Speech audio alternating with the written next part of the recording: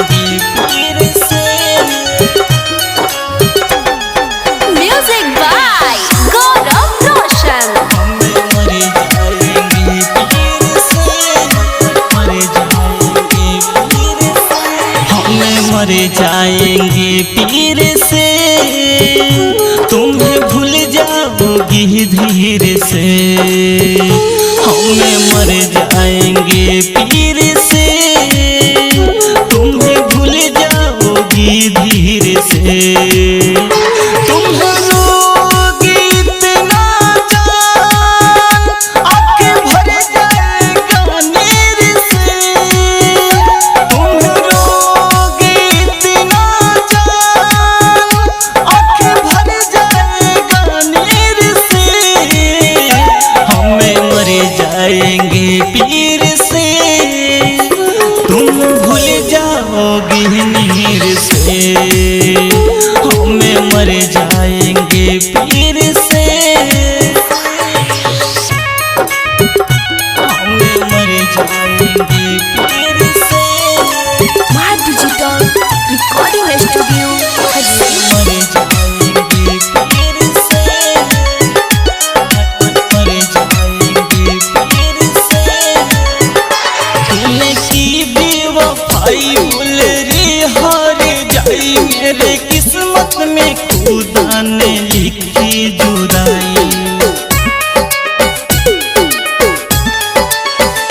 तूने की बेवफाई भूल रे हार जाई, मेरे किस्मत में खुदा ने लिखी जुदाई।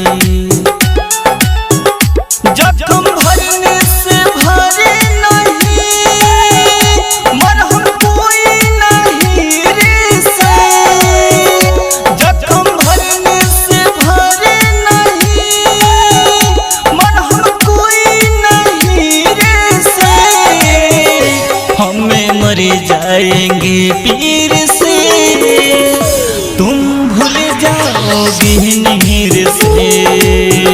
हमें मर जाएंगे पीर से,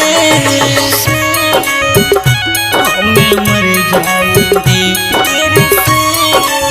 म्यूजिक बाय राजा मस्त। हमें मर जाएंगे पीर से,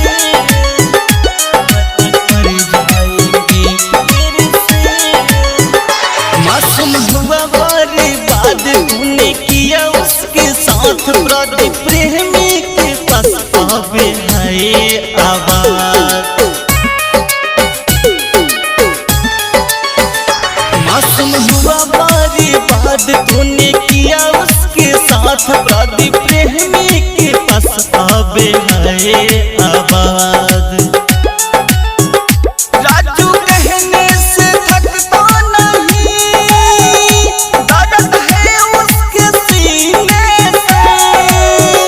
दीपक कहने से थकता नहीं, दर्द है उसके सीने से। हमें मर जाएंगे पीर से, तुम भूल जाओगी नीर से। हम मर जाएंगे पीर से। माँ डिजिटल रिकॉर्डिंग स्टूडियो हरसीधी।